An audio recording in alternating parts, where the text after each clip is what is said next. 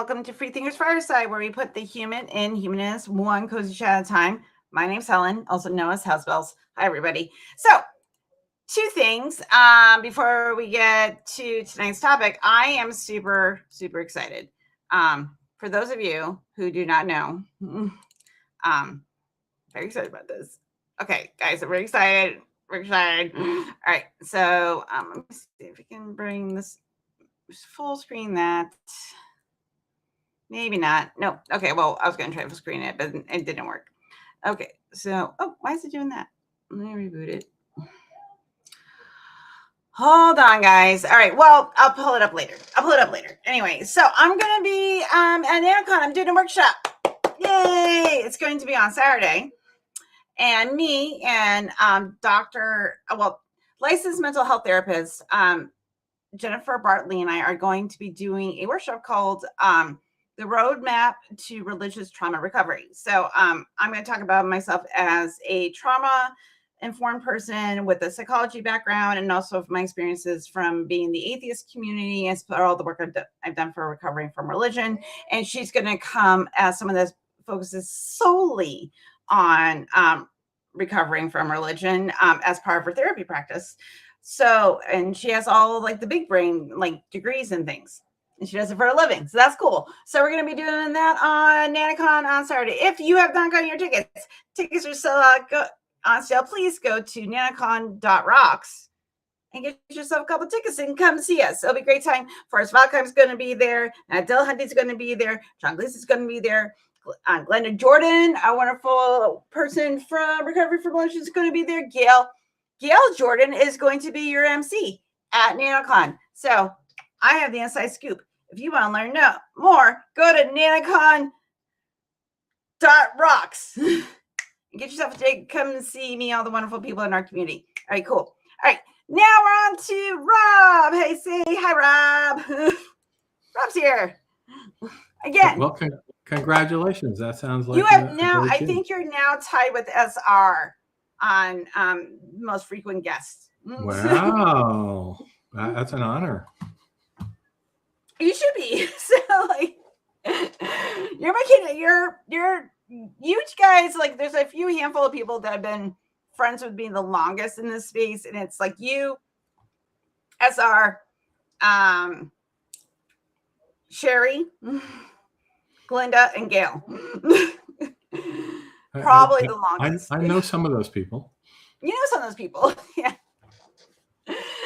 So Rob and I were going to talk about recovering from religion because it's an ongoing process. So you did a presentation, you're telling me before. So I want to hear all about the presentation that you did. Yeah. Since I joined as an agent and then became an ambassador, it was during the pandemic. So most of my talks were online because, that made that easy. Didn't have to travel anywhere, didn't have to risk getting COVID, and just got set on my own computer. But recently I did one in person, which was for the New York City Atheists and the Secular Humanists of New York State. It was a combined meeting they had in April in Manhattan. And so I have that presentation. The organization changes so quickly. Some of the stuff is a little outdated, but I'll point to that when we get to it. But okay. It's easy enough to give that here. Yeah, so I felt like I was going all the way up there. I just didn't want to stand there and yammering. And they did have a way to, show an actual slideshow or something. So I did that. Yay! And it turned out it was awful. They were in a room in a restaurant, which was not closed off to the rest of the restaurant. And people at other tables close by were celebrating birthdays and singing while I'm talking.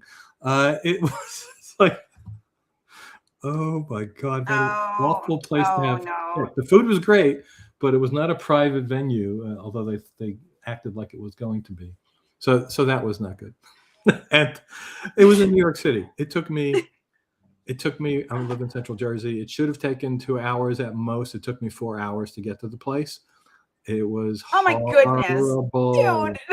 And my AC broke down. It was a hot day, so it was not my best day. And parking. You had to go find a meter. Nice. You had to find a meter. What's that? You could only put a certain number of quarters in for a certain time, and I had to run out before I was done to feed the meter before I would get towed. See? Okay, this is the thing. So now you're in your nice, climate controlled home. Yes. In front of your computer, you have a fridge full of food. If you need something to eat or drink, there's probably cats somewhere. So, actually, they're locked out because they would be biting my feet. We have new cats. Oh, are they? One of them likes to play are bite. they in that teenage stage? They're 1.5 years old, which I guess is a teenager, and one of them is more aggressive than the other. And when he wants to play, he will like play bite. Yeah, when he plays with his sibling, that's okay, but not on my feet, please. So yeah.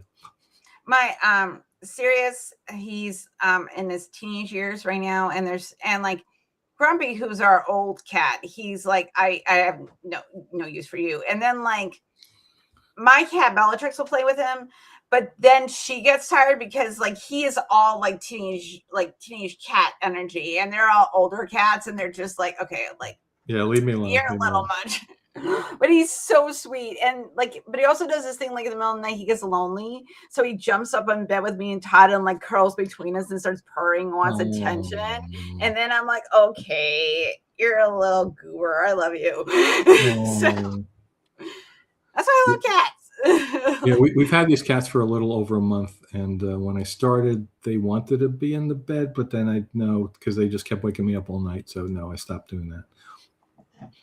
Yeah, my cats don't really like. Bellatrix will kind of jump in bed with me sometimes for like, like I've been apart from you for too long. I want attention, or she wants food. He's the only one that actually is looking for comfort, so it's really sweet. So yeah. So anyway, let's do your talk. All right. So let's see. I've not shared anything on this kind of an app before. Let's see.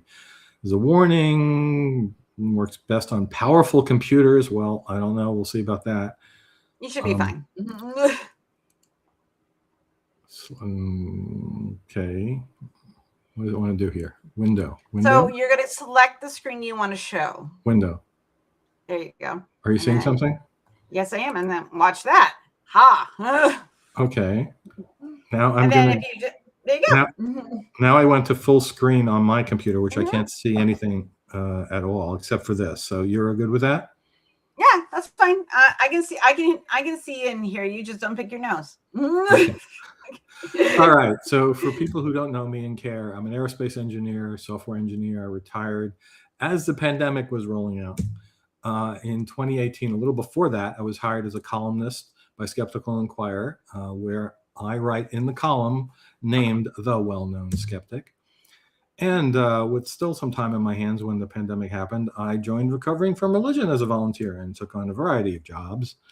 I'm an ambassador, I'm a helpline agent, and I'm the most frequent at this point co-host of the RFRX Talks weekly live streamed show. I used to do other stuff like try to help with their software and train other people. There's so much to do to volunteer for this organization. A lot of people think it's just the helpline, but that is not true. So here is our main page, and they talk about when it started. It was 17 years ago at this point. And this is our main page, what it looks like. They have the compass, I guess, for figuring out what direction you want to go with your life. And one of the older emblems is still there on the right side. It's a bridge, basically, like, will help you on whatever path you choose.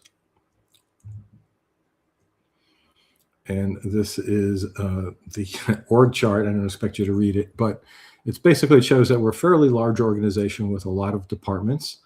When I put this together earlier the year, we had 265 volunteers supporting all of our services. And none of us gets any of that atheist or humanist money. I have not gotten my check. I keep hearing it's in the mail. I think Gail Jordan, as executive director, probably gets paid a small paycheck because I think that's what happens to an executive director. But everyone else is we're on our own time. This organization was founded by psychologist Darrell Ray, and Dr. Ray used to see clients, and what he found out when he would see people in therapy was they would tell him that, yeah, the therapist told them to open their Bible or the Quran to fix their marital problems. And he decided, wow, that's not good, and nor is it ethical. We need to do something about that to make our own organization. And he did. As I mentioned, Gail Jordan is the executive director. She's a former Southern Baptist, as are her children, one of which got mentioned before, Glenda Jordan, and she's one of our volunteers. There are a bunch of program directors. We have a secular therapy project for one. We have the helpline, which is where you call or chat in. We have an ambassador program, which I mentioned I'm an ambassador. Sometimes there's more than one person. We have an online community, which have multiple people. We have online services. We have a program for social media. We have a marketing department, which is fairly new.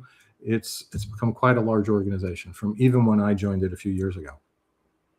One of the things we deal with a lot is called religious trauma syndrome. And Helen, knows about that for sure, because she's working with one of the people, I think, who talks about that in their own practice. Mm-hmm. Right? Yep, it's her main focus of her practice. Yeah. It's her main focus. What's the name of the person who invented this term? Do you remember? It's not coming to me. No. Yes. No, but I'll look it up. I'll look it up while you talk about this. I'll look it up. It's not that long ago, but it was basically understood by people dealing with people who've been hurt by their religion that this is trauma, just like PTSD is. It's PTSD. It's not counted in the DSM as a separate thing, but we're hoping at some point it will be recognized either as a separate thing or a subset of PTSD, perhaps. I think it's right there at the bottom. I didn't see that. Marlene Wynell. I'm pretty sure that's the name, Helen. Yep. At the end of this quote. So I looked up the wiki article. Yes, that is correct. Yes. So what do we do at Recovering from Religion? We meet our clients where they are in their journey. We do not say, call us and we'll turn you into an atheist. We offer peer support. We listen, reflect, care, and respect their choices. We offer programs and resources to assist clients with the recovery, and the resources is a big thing. We extend additional support through interactions and referrals to our professional support, which we call the Secular Therapy Project. There's a funny thing about that. Matt Dillahunty always used to call it the Secular Therapist Project. And one day I finally was online when it was live, which is a rare thing. And I texted in, I said, stop calling it that. It's the Secular Therapy. And okay. And now he always says it right. So I'm going to take credit for that. We attempt to provide services 24/7 days a week, 365 days a year. And that, of course, is for our helpline. The stuff we have online is available all the time. And we offer our services 100% free of charge to our clients. That is with the exception of the referral to the professional support people. We just act as a go-between. We don't take any money for that. But then when you contact them and you pick somebody, you're dealing with a therapist, and you go through whatever payment arrangement you would with any random therapist that you would try to use. No, they are part of the project, but they have their own practices that they make money off of, because that's how they do their career thing. That's right. and my wife is a therapist, but the bar is so I guess you'd say it's a low bar because you can't cross under it. It's a high bar. It's such a high bar that you can't meet it. Yeah, that's right. I got my the low bar is like I can jump over this and I can run. Yeah, you do it. I was thinking of limbo going under it, because a low bar is difficult going under it. No, it is a pretty high bar, but like we can debate like the where the line is, but I think it's really important because a lot of people don't know how to find a good therapist. They don't have the tools. Little note that Dr. Reyes pointed out that if you go to the Secular Therapy Project website and you go for the application for therapists, print that out, and when you go shopping for a therapist, ask those questions. Yep, that's always my plan B when I'm talking about the therapy project with somebody online. I tell them to do that because, of course, we have a limited number of people in this program. In the way, especially if it's a United States client, you need to have somebody licensed in your state, and that limits it further. and they're busy just like every other therapist is. Sometimes therapists get so many calls that they don't even have time to call the people back and say, I can't take you. So I tell them, if that happens to happen, do what Helen just said. You register, you go to the page that says register as a therapist, even though you're not registering as a therapist. And you use what's there as kind of a shopping tool when you're going to go through a random therapist. Hey, you have to agree to these points before I even talk to you. Is that, that kind of a thing. And it kind of makes sense, because they need to be somebody who's going to be cognizant of all the issues with religious trauma, or even lesser religious issues. And some people just don't deal with that. They go, what's wrong with religion? Mine is great. Join mine. You'll be fine. Yeah. You just weren't part of the right religion. Yeah. We don't attempt to deconvert anybody from the beliefs, as I said. We do not argue or debate theology. When I was first a helpline agent, I did a little of that, more than I should have. I can tell you about that later. With somebody telling me some stuff. If a client's looking for religious services, we direct them to those services. Yes, we will do that, if that's what makes them happy. We have 2 forms of support available, peer and professional. I mentioned the Secular Therapy Project for the professional, and the peer support starts with our helpline. We have phone numbers that people can call. We can do web calls, and we have chats that you can click a button on our page and chat anonymously. And also, if no one happens to pick up, because we try to work 24/7, but we are volunteers and sometimes there's holes, you can click a button and schedule a call or a chat back. We call that scheduled conversations. And that looks something like this. We also have online resources, and that's a very important thing that we do. We have a team of people that been putting this together for years and years and years. So you can go in and you can do a search by keyword, or you can look at the categories of things.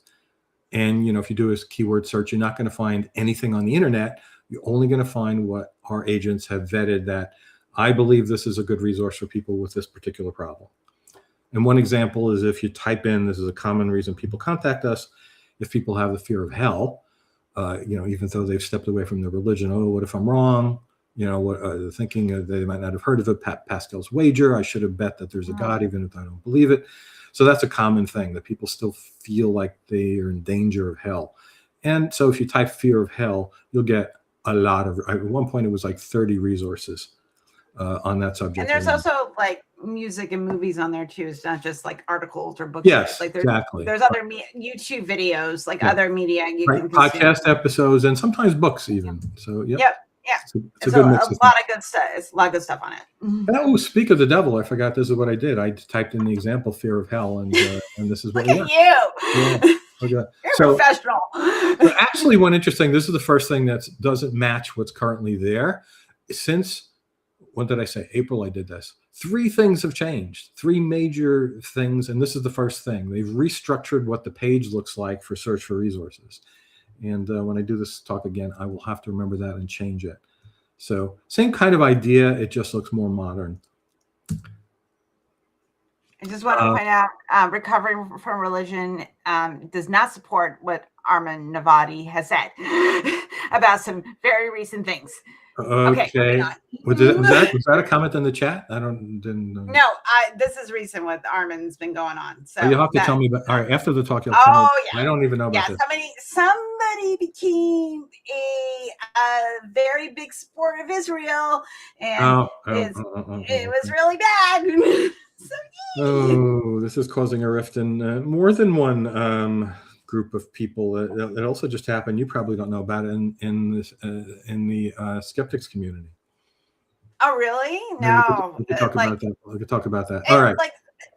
We're not going to talk about internet drama and atheist space drama, but it happens because people be people.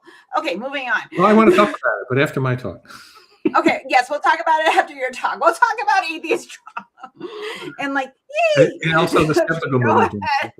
Go ahead, Rob.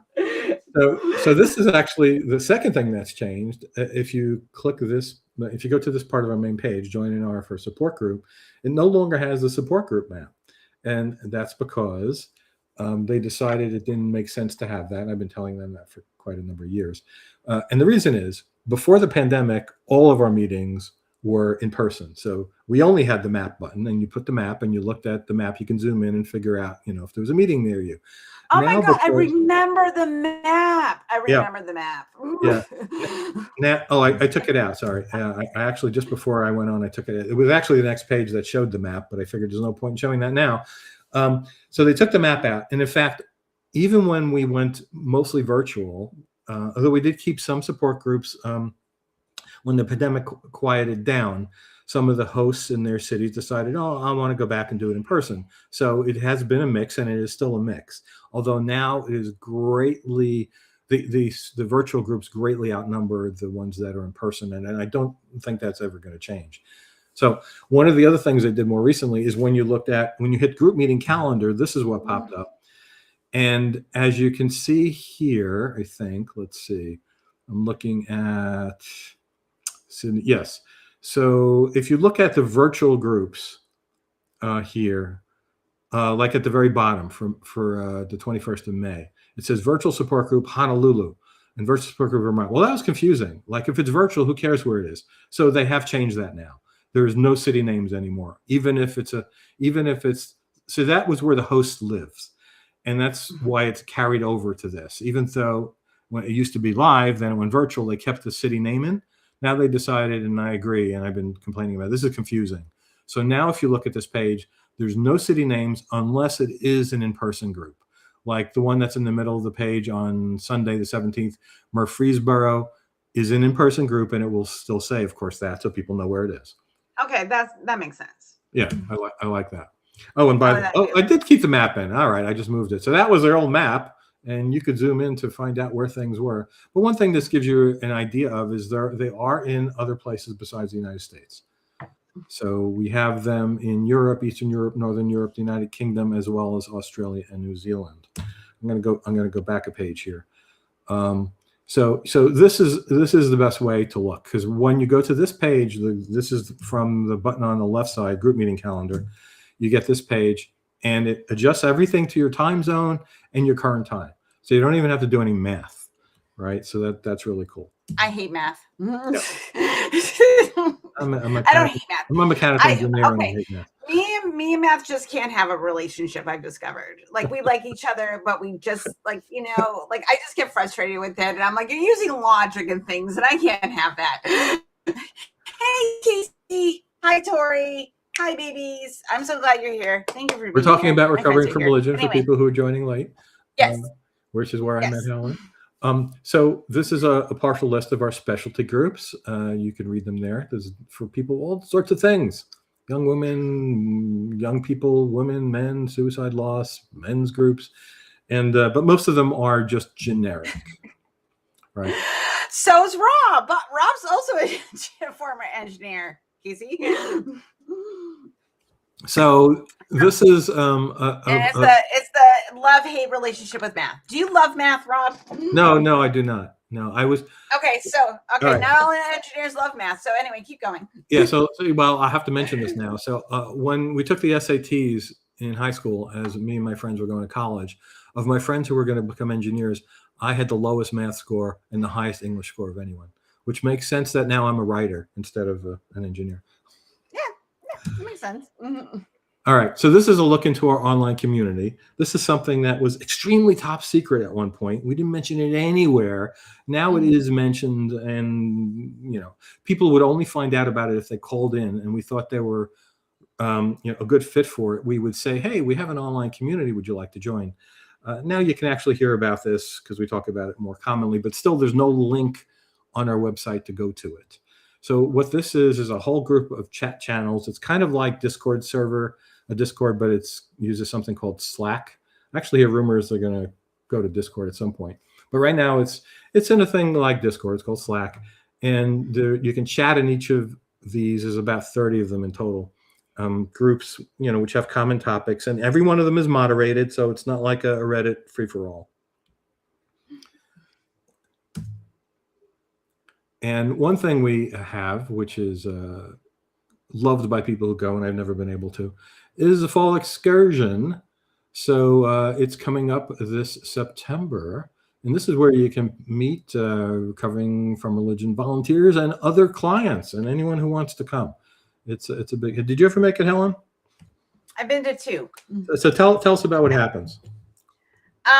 So basically, it's a really great time for people that have been volunteers and also people that are have received recovering from religion services to get together and meet one another. But it's very, very important for people that are going through the process to learn not only to like connect with people that are going through like the exact same journey, but also like to meet people that aren't religious and they can like breathe a little bit, because usually like these events were associated with like, you know, going to like, you know, camp weekends with your church, you know, and this is a good way for you to meet a bunch of other cool secular people. And there's a bunch of different, there's talks and music and karaoke and Did you sing? hot tubs Did you and sing? all types of stuff that happens at an Did you excursion. sing, Helen? Did you sing karaoke? I have sang karaoke. To ask Dr. Ben how bad I am. I will sing. Listen, okay. Here's the thing. There's the thing about karaoke. One, you have for me, I have to have just the right amount of substances that my fear goes away. And not so much that I make a fool of myself, but I'm entertaining. I cannot sing. I can't. But I used to be able to, which is weird. Anyway, different conversation. So anyway, I can't sing, but you'll be entertained. I promise. Anyway, moving on. I have done it once. I was on a cruise and I was drinking more than I normally do. And this guy asked me, who we were hanging out with, his family. Was it a Rob Palmer song? No, it was not. It was a love song from Greece, the Olivia Newton-John and John Travolta song. That one. Oh fuck! I know what you're talking about. It's like, it's not coming to me. It was a couple of years ago, but yeah, I was in the Galapagos store. I know which one you're. Oh my god, chat! Somebody knows this song. All right, before somebody gets that. Wait, hold on. That's a duet though. Did you do both parts? No. The guy who asked me to do it, he signed us both up. Oh, it was a duet. Okay, that's adorable. Okay, moving on. So the other thing we do is we have a blog. And this is where people who are either our volunteers or clients and feel they have a story that will help other people, and also it's good for them to get it out, they can submit it. And in fact, our guest just yesterday, Matt Rhodes, who I was recommended by Katie Shuletta, who was a previous RFRX guest because they worked together. He was an ex-evangelical going to seminary. And she put us together. I asked him, you know, if he could tell a story. He said, actually, he's writing it up. And I said, how about you put it in the Excommunications blog? And he did. So a few days before he was on yesterday, it was up there, and we structured the interview around it. So we feel this helps people like know that they're not alone, that other people go through the same things or are going through the same things that they have. So it's really cool. And as I mentioned before, we have the professional support of the Secular Therapy project, and this is what you get if you click that button on our main page. And so you have the choice: you register as a client or register as a therapist. And we've been in operation for 13 years. As of earlier this year, at least, there were over 1,100 therapists in 11 countries and 47 U.S. states. And to date, they served over 38,000 clients. So this is what Helen had first mentioned. This is what you get if you go to the Register as a Therapist page. So you have to agree to several things that most therapists will not be able to say yes to.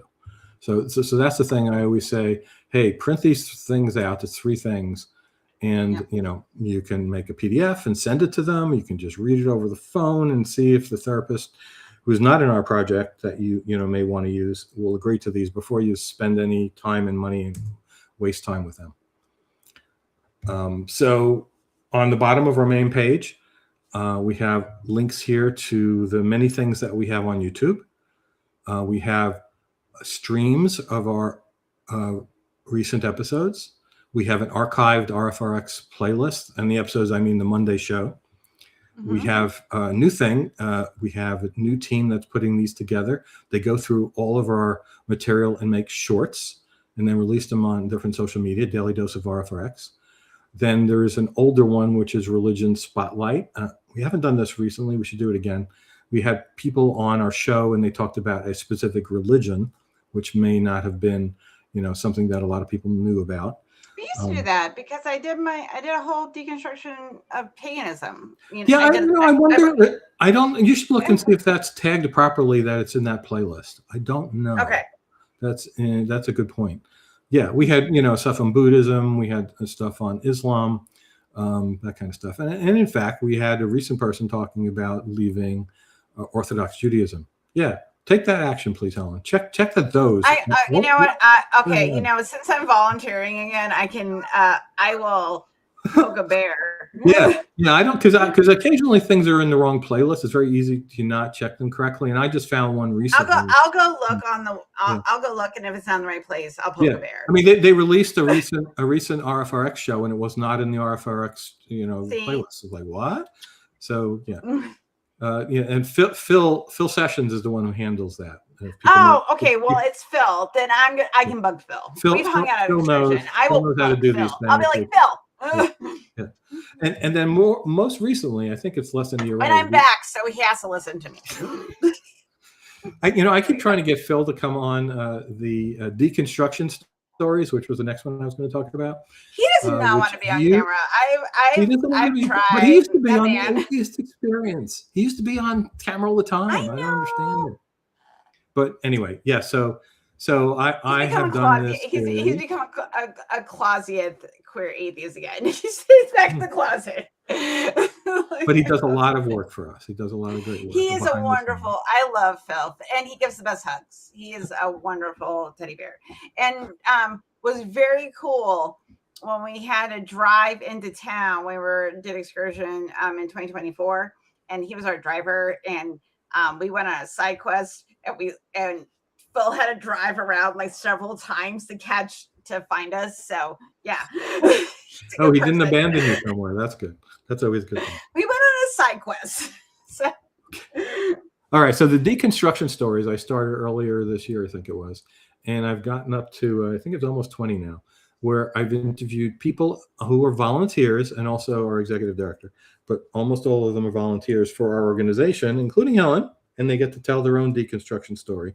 And the reason I thought about this was it's very frequent on the helpline. When I take a call, someone will say, hey, can you tell me about what religion you came from? Tell me about how you got out of it. Uh-huh. We're not supposed to spend the time on these calls doing that, right? So now we could say, hey, go look at this playlist. You can find out I'm there and a whole bunch of other people there coming out of all different religions. Yeah, that's why I couldn't do the helpline agent thing, because like when I talk to people, I want to bond with them over like a shared experience. Right. I also had hey, I grew up in religion. I was a pagan high priestess. I had some really bad ideas. We can have a conversation about that. And you couldn't do that on the helpline, which is good. That is a good thing. I'm telling you guys, that is a good thing. But for someone like me, I was like, you know what? Not good for me. Knowing your limitations is a strength. So I started doing other stuff about recovering from religion. Speaking of limitations and knowing your strength, do you know that Matt Dillahunty once volunteered for us and was practicing to be a helpline agent? And yes, he's told this story. I've heard him tell this story several times, and he's like, nope. Yeah, not doing that, because I'm going to scream at the stupid people calling it. Okay, listen, Matt, I want to tell Natty Pants, I appreciate you. You know what you do. You don't have to do a helpline agent for that. You do it in your own way to help people recover from religion. Yeah, it's also got a bigger platform. We're happy. He's got a bigger platform. Everybody's got a role. Yeah. So. And his is a big role. It's a big platform. Mm-hmm. So. Oh yeah, very big. So if it wasn't for Matt and Jimmy and all the work they've done over on the line, I've worked with them in the past. They helped us raise over $100,000 last year, which is really great because that goes so much into all the things Rob's talking about. So everything, if you want to run a volunteer organization that's a nonprofit, you got to make money. Yeah, it costs money to run, all the Yeah, applications we all the do, things.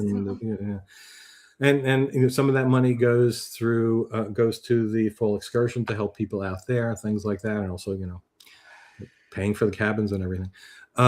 So the last two things on this list have to do with Australia. We recently branched out to Australia. Sherry D'Souza was instrumental in that. She and her husband Good girl. left Jehovah's Witnesses, and they live in Australia, and they basically created an organization in Australia that's a separate nonprofit, because it's a different country. You have to do it separately. And they're producing two channels. It's all on the Recovering from Religion YouTube channel, but it's two different playlists: RFR Stories Australia and also Unshackled. And they're very Sherry's a beast, by the way. Like that girl took the torch when she and she's like, I'm gonna start my own org in Australia, and she's like, I'm gonna do it, and she did it. And she did it. Obviously with all the wonderful support, but keep in mind, she's on the other side of the world, and I've been friends with this woman for 5 years, and I love this. 6 years. And it's on the bottom side. It's very hard to walk upside down against gravity. It's very strange. It is, and the toilets go the other way. Yeah, and that's confusing. Yeah. That's a myth, though, by the way. But anyway. Funny. Okay, so I actually wrote an article about that being a myth and other things, but we can go into that later. But anyway. Also drop bears. Yeah, right. But it is true. It is true that pretty much every animal down there wants to kill you. It is. But I will. But I like a little. I love platypuses. They're so cute. I love. They're poisonous as fuck, but I love platypuses. You're a wild kangaroo to kick you to death. I know, right? I'm does everything, all the things that wanted to kill us went there. That's why there was no arc. That was the thing. Okay, all right. Okay, do we need to say anything else before I start going on a rant about Noah's Ark? You write it down. Hold that for later. All right. Okay, Penny Noah's Ark. These are our playlists. And we have the Daily Dose of R. I mentioned that. The second one are my videos, the RFR deconstruction stories, of which Helen is one, and I'm one. I'm in there too. So I mentioned a bunch of these things, and they're all on our play. The largest playlist is the one on the lower left right now.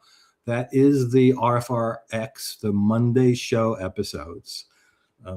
Once we record, I'm a producer, guys. You got to come watch RFRX. Yep. Because we have some really, really great guests. Listen, these are probably people that you already know. Come hear them talk about different things. Yeah. It's really cool, and also it's a little bit, if you're used to them doing more polished content online, they tend to be a little looser in this space. So you should come. It's a little insight into people's little personalities and the things that they care about. So yeah, Glenda was one that I did on deconstruction stories. And there's Sherry. Somebody's been on my show. Several people that have been mentioned this evening have been on my show. Yeah. So I'll have to get Gail on my show. Steve's been on my show. And Cara. So, as I've mentioned a few times, the Monday live stream show, which streams at 8:00 Eastern time, we call RFRX Talks, or just RFRX for short. And there's a multi-hour, sometimes into the wee hours of the evening, and I'm not exaggerating, 2-3 in the morning, Eastern time, to hang out in Zoom after the show's over. We actually live stream it to YouTube now. That's another change that is not captured here, but we live stream the show from Zoom, from Riverside, which is our new platform, into Zoom. So you can still be in Zoom watching it and chatting to people while it's going on. And then you go to the Zoom hangout after we stop the show. But the show from Riverside also gets live streamed into YouTube, and that's fairly. I used to before I started co-hosting RFRX back in the day. I started hanging out at the talks and then doing the Zoom hangouts, and those would go because during the plague, nobody had anywhere to go. It would go to remember we would be up to 1-2 o'clock in the morning. But it still happens. I don't have the stamina. I don't know how. I have to I turned at 10:30, 11 o'clock. I'm like, I am a pumpkin now. Yeah. I have to go to work in the morning. The most amazing thing is that But as I remember, not everybody lives in the same time zone, and not everybody has my 9-to-5 job. No, 8 to 5, actually. but Nikki, who is our volunteer with actually the atheist community of Austin on the fan service, she's responsible for streaming what we do on the show into the ACD Discord. She's in the UK, and she's 6 hours. She's a trooper. And she takes the host duties last and stays up when I'm exhausted. And I don't know how to do it. I love Nikki. Like, I've known that girl for we've been how long? That's been about the same time, 6 years. Yeah. So we've all known each other a very long time. And I'm just like, listen, I'm like, I don't know. And I love Nikki for doing it because she's just done it. She just sits there, streams it, and hangs out, and just like she is like such a sweet potato. Like, that's the wonderful thing about if you volunteer for RFR, you get to know some really, really great people. So that's why me and Rob have been friends for so long. So. And he interviewed me. No, I'm sorry. Anthony interviewed me. I trained you. Anthony Bosco interviewed me. Yeah, for he interviewed me too. Yeah, and but you were my trainer. Did you recognize Anthony's voice when he was interviewing? No, because we had this conversation. I didn't know who he was. Oh yeah, I found out who he was afterwards because I was going through my I had already deconstructed and I was moving into my atheist activist stage place. Yeah.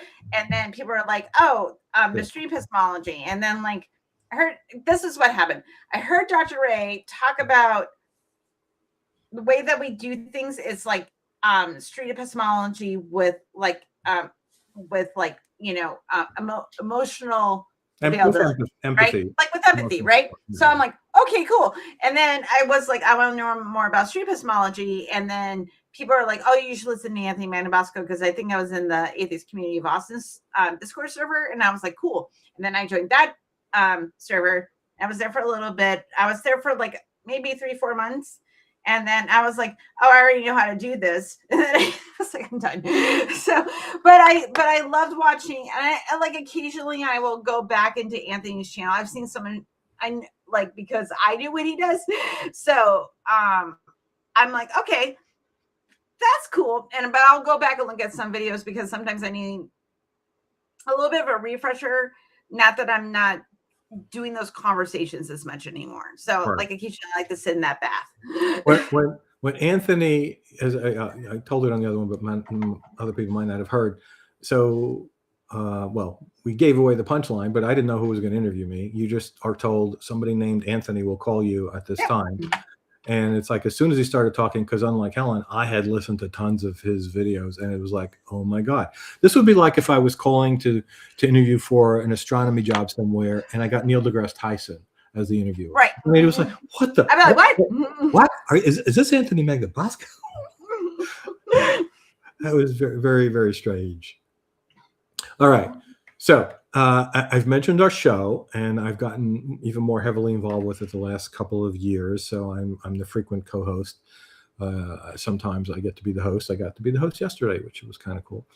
But one of the things I've actually tried to do, because I was first, as I mentioned, I write for Skeptical Inquirer, and I do public speaking as a scientific skeptic.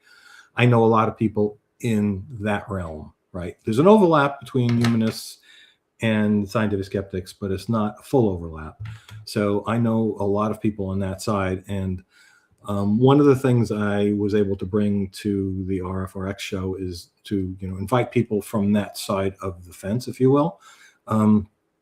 Prior to that, most of our talks were psychologists, people talking about religion specifically, things like that. And that's important. But the part that I was able to bring was the science and skepticism part. And a lot of the people shown on this, actually everyone but No Illusions, I invited in that list there because of, knowing them from the other side of this discussion, scientific skepticism versus humanism. And I think that's important personally, because a lot of people who are raised in high control religions are taught, either they're not taught science, or they're taught or to distrust science. And you know, or that if you trust science, that makes you less empathetic. Like it's just all like you're good, and like you're going to be like a Klingon. I mean, not a Vulcan, but the thing is, though, Vulcans are very emotional. That's an interesting analogy. repress. That's an interesting analogy.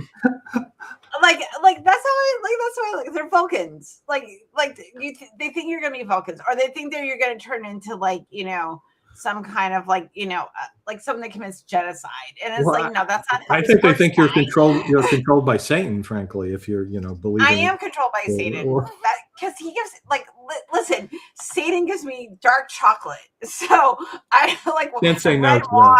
Why would I not worship Satan? No. I was unaware that was one of the offerings from Satan, frankly. You do.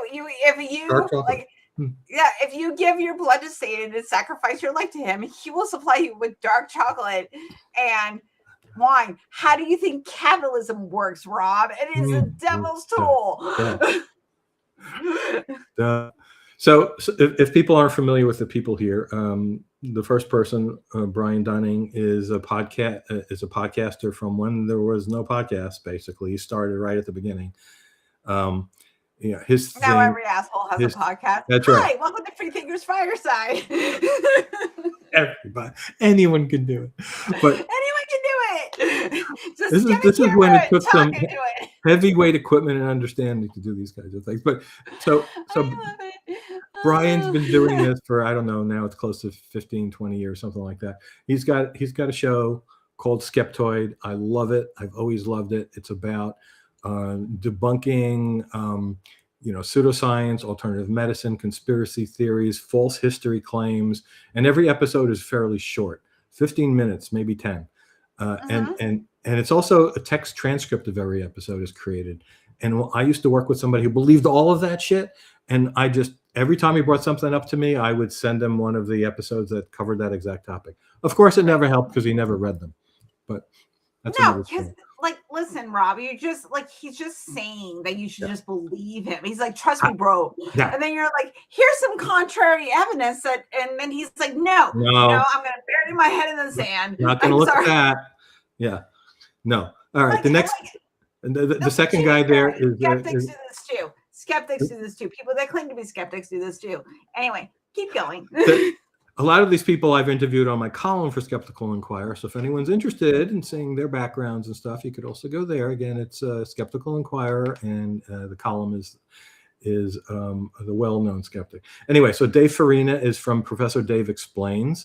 He was a speaker at SciCon, so I invited him. Susan Gerbic is the person who runs the Skeptics on Wikipedia, Guerrilla Skeptics on Wikipedia project, and she's been on my show. Yeah, that's right. And did you talk about mediums and the nonsense and how they prey? Yes, and we talked about how they're fucking vampires and all the work that her husband did, which was fantastic. So since we're on that topic, just give a little what you know, because you've been friends with Susan longer than I have. So she first got interested in investigating people who claim to have psychic powers and mediumship powers. I guess it's the first thing that she got interested in, because she couldn't believe people believed that. And then she got to know James Randi, the amazing Randi, who was known for investigating people and debunking them. And then she actually didn't marry Mark Edwards, who you're referring to, but they lived together for a long time, and they were partners. And he was a mentalist of like the most famous repute. He was he's written a book on the subject when he infiltrated the psychic network, the Psychic Friends Network. He was working with them, and they thought he was fantastic, and he was just faking it because then he learned how they all fake it. And Susan, Mark died a couple of years ago, and Susan has gone on herself, and she still does it. She does stings against the most famous of these people who have TV shows and things like that, and you see them on hey, meet the person who can talk to dead people on television, and there's no skepticism involved. And she and her teams do stings on them, and proves that they're just scam artists. No illusions. I don't know, so I did not invite him on the show. But I love that name. No illusions. Get it. I didn't know that the first time I read his name. No illusions about religion, and that was a clever title for his episode. I like that he who's like.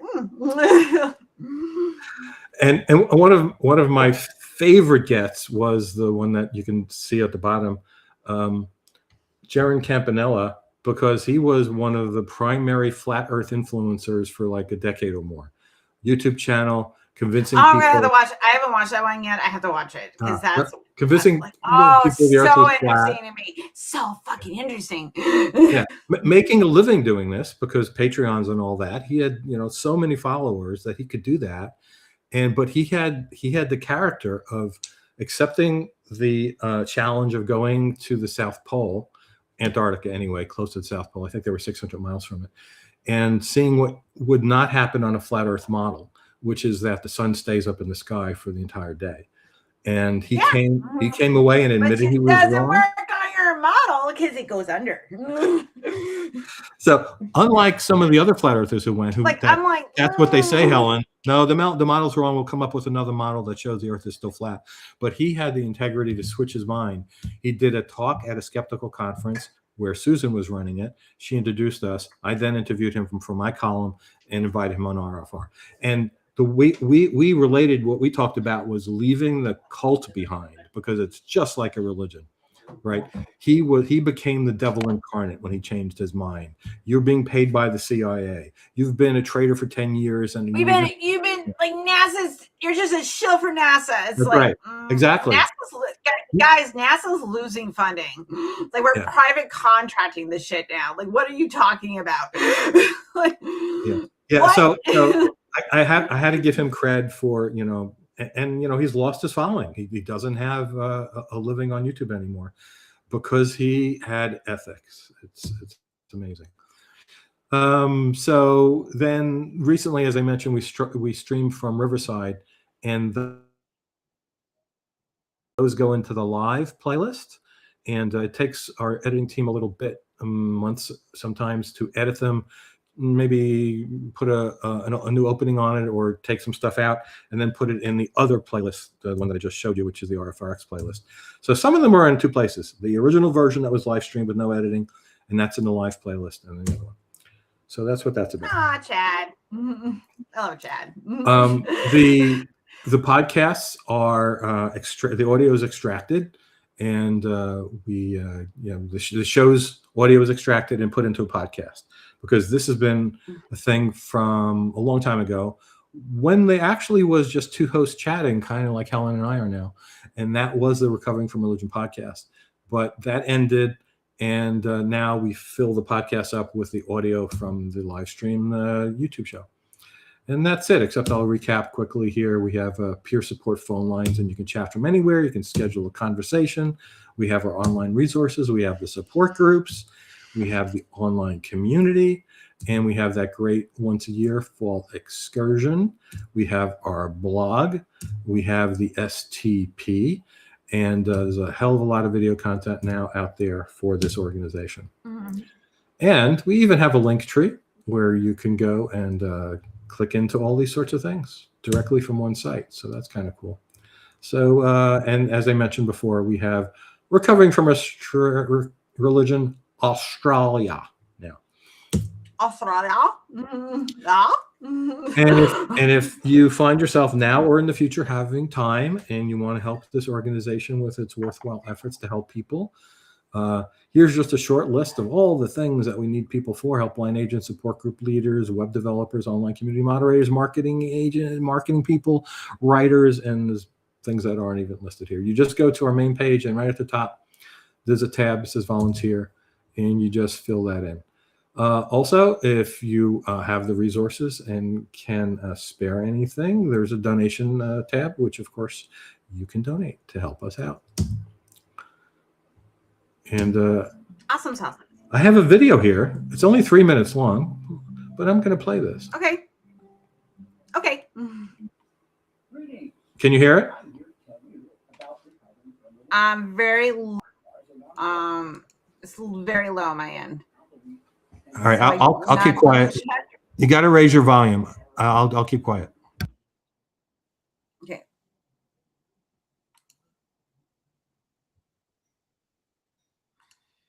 Hold on.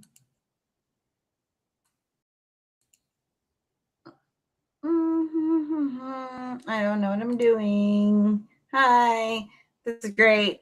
Hold on. Oh, wait 1 second. Nope. Oh, you know what, Rob? Because I'm not sure how to raise it on my end. So sometimes like things get weird because like sometimes I've had videos play and they sound fine, and then other times not so much. So I don't know.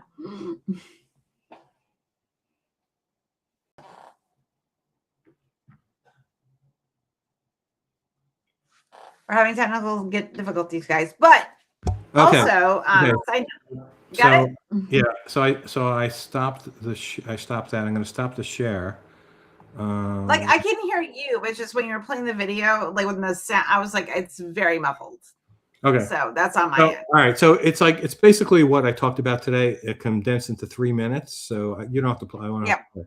But it's good for people to know that's at the bottom of our main page, and you could click that link, find the YouTube link, and send that to somebody who needs our services. It's a really good short way of feeding all of the information I just took over a half hour to give. In 3 minutes, literally it's 3 minutes long. There's sidebars. Now there's stories and sidebars. We've been this a long time. Like, and I keep saying, like, what should I do? Go to recoveryfromreligion.com.org. Please do that. I just feel like even so, like, listen, I tell people, like, listen, I'm like, I don't need the stuff there anymore, but the stuff there is stuff that even if like you're learning like new like skepticism, I think that is a very wonderful place to go. Like you don't have to go through like I'm going through religious trauma. Like sometimes you just want some more tools for your toolbox. Yeah, and it's also good, I think, for people too to connect with people that have been through a similar journey. Yeah, even if you're years out, you might need just a little bit of support, so someone you can have a conversation with, be like, "Hey, like, do you remember when we believed in bullshit?" Yeah, but also as I'll promote it one more time, the live stream show and our 300 episodes now or something like that of RFRX. A lot of the ones in the last couple of years are about science and skepticism. So even if you're not, having religious trauma right now, there's a lot of fairly, well-known scientists and skeptics who've come and given talks for us. So those are, definitely worthwhile episodes to watch, even if you're not currently traumatized. They're usually fun too. Like those are like, they tend to be a little bit more like, I'm not saying like there's really good information there, but like it tends not to be as like, let's talk about like your emotional mental health. Like, let's just talk about like science and why being like science educated is a good thing and asking questions, And, I love when I had like, so far I've had at least 2 people on who were on the other side of the fence on something and changed their minds. And this is, of course, common with the people we have on talking about how they left religion, but on talking about other things like their ghost hunter. There are ghost hunter shows all over the place. Kenny Biddle was a freaking ghost hunter who believed it and wrote books on he found ghosts and ghosts are real. And then he came to not believe it. And we had him on twice talking about his story. Crazy. Titan, hi, honey. Sorry, my friend showed up and I get excited. But that's crazy. Like if you like listen, like Titan's been here forever. Titan's been a mod in all the chats all over the YouTubies. So he shows up. Anyway, moving on. But like, okay, like this thing is so like because that was me. Like religion was the easy part, but like I told you, like I wanted to believe in psychics. I wanted to believe you could talk to the dead. Like who doesn't? That's really cool. I was a Mulder. Right? I always say I was a Mulder and I became a Scully. Because like that's what happened. Because I'm like, wow. So the problem with the X-Files is in the universe of the X-Files, Scully is the stupid one because everything is paranormal in that multiverse. Every freaking thing he's always right about, right? Well, like it's just kind of like, you know, when you're watching like a Marvel movie, like, yes, in that universe, superheroes are real, aliens are real. It's kind of like Avatar: The Last Airbender. Like the spirit world is part of the natural existence of things. It is not separate that we're trying to dive into. When you think about it that way, Scully was a hard ass. Like, how do you not believe this stuff? Why every episode do you not believe what's going on when you just spent the last 60 episodes being shown that this stuff is real? It's like, right. Like I do appreciate like Scully's like, okay, like let's a limited possibility before we get to alien species thing. Like spontaneous combustion could be a thing.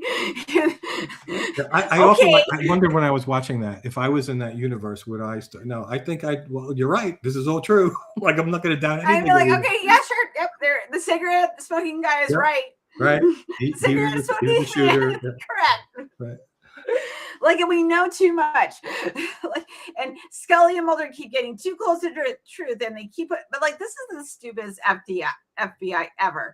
Like, they have to go investigate shit, right? But they don't. And like, okay, I'm like, you're gonna send these motherfuckers out there to go like investigate stuff, and they can't say anything, but they will. They'll start saying stuff because Mulder's got a personal invested interest.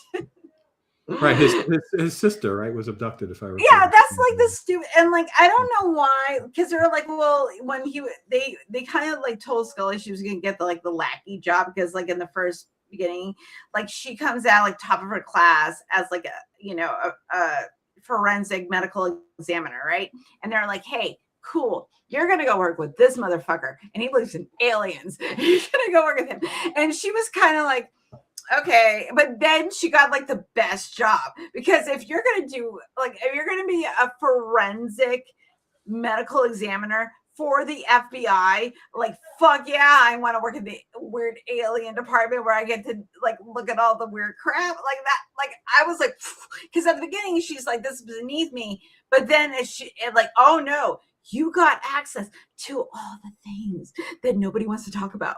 Like, that's great. Like, that's the best job. So I just wish people didn't think that thing was actually a real thing. Well, so this is the problem, and now we can bring it up to the present day, right? I went to see the new Spielberg movie a couple of weeks ago, Disclosure Day, and and this is probably because of the algorithm, but my TikTok and Instagram Reels and Facebook Reels, because I look at a few of them, are full of people who believe this and use this movie as evidence that this stuff is real, and there's a huge conspiracy going on, and we've known about this since 1947, and the government fighting it all. And Spielberg is making it worse because he's going on interviews, whether he does or not, I don't know, but claiming he believes this now. Did you send me a video? I may have. You probably sent me a video. You're like, Ellen, and I was like, oh my God, what are you doing, Steven? Yeah. He comes right out and says, when I make Close Encounters, I wasn't so sure about this, but now I believe it. Spielberg now. How's Steven? Honey, how you look? How we doing? How we doing, honey? Is it age? Okay. How old are you, honey? Okay. He is 1946. Okay. What? He's in his 80s. Steven Spielberg is he's 80 years old. Well, yeah, that makes sense. He made American Graffiti pretty early, and he was So maybe Steven, like, and I'm not saying because I work the elderly. Just saying. Well, he doesn't come across that way. It's just maybe. I don't think he comes across that way. But like, again, like, I just like, maybe the judgment isn't there. You know what I'm saying? Like, he's intelligent, and like, it's not like cognitive abilities are still there, but judgment may be like. But from a purely economic standpoint, it doesn't hurt him to play that game because, right, he's promoting his own stuff. Oh my God! Like any good publicity, any publicity is good publicity. Yeah. Depending on what you're talking about. Yeah. But like the thing is, though, is like everybody was talking about it. Yep. And okay, and so you might say, what's the harm if people believe in UFOs, right? So I witnessed this firsthand in several ways. Did I tell you about the time I went to the local fringe group meeting and this came up? No. I love So a story. Can you give me a minute to go to the bathroom first? oh, 'Cause, okay. like, I get Wait, so, can we do dead air? I could use that too. okay. Either, You know what I'm gonna do? I have an ad to play. I'll bring up the ad. All right. You go pee first. I'll cue up the ad, and then we'll do that. So we'll do that. I have good plans. I'm smart. Okay, so I will do that. Let me key it up. I just gotta find it in my files, guys. I swear I can run a podcast. Watch me do it. I'm gonna do it. Nope, that's not what I want. Okay, maybe I'm not as professional as I thought I was. I have life goals. Some of them are ill-conceived. Okay. Oh, I do have my graphic for NanoCon, but I'll put that up later. Let's see. Let's go to the bathroom and can't find her stuff. I was gonna advertise. Okay, well, we're gonna wait. Okay, I tried, guys. I tried, and I don't want to do dead air, so we'll wait for Rob to come back. I will go to the bathroom, but I do want. Okay, so I'm gonna do my workshop on. So just a reminder, everybody, I'm going to be at NanoCon. What and what I'm going to be doing at NanoCon? I'm going to do a workshop. What and what am I doing the workshop on? I'm going to be working with Heather Bartley, who is a licensed mental health therapist that focuses specifically on religious trauma. And our workshop is called A Roadmap to Religious Trauma Recovery.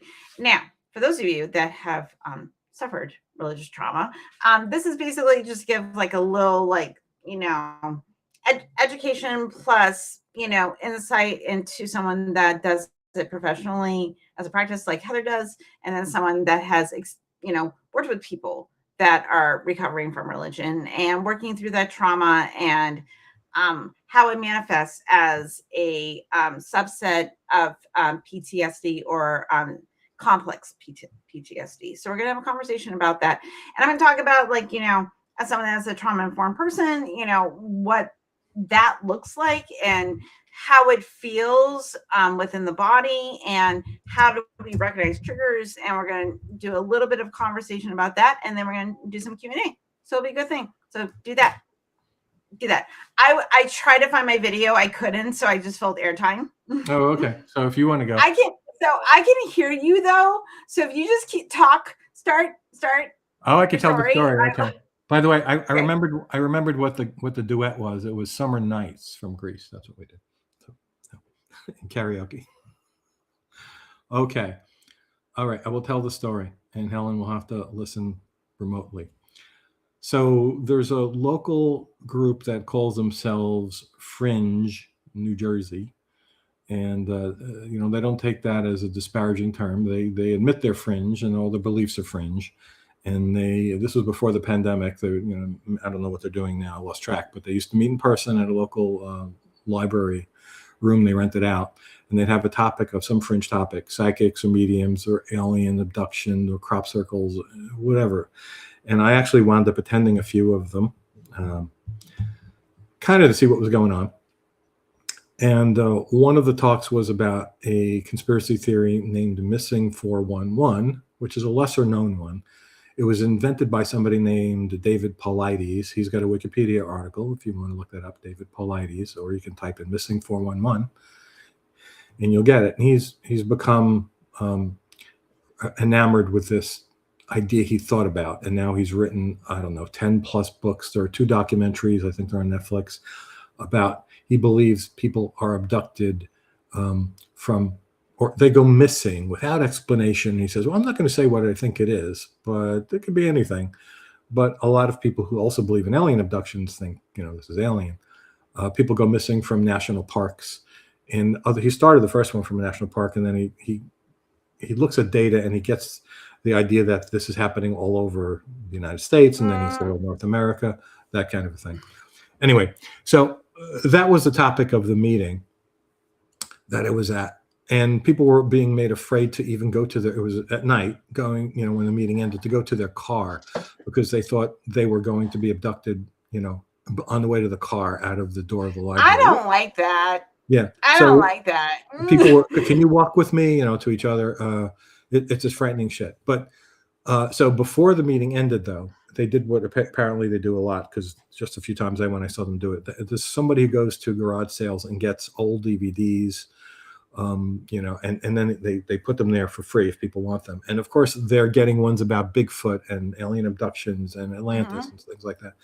So the guy went up and he was talking about the alien ones he got, about this whole idea of Spielberg's movie that we know about the aliens and the government's not disclosing it. And he started crying. He said, why did that bring somebody to tears?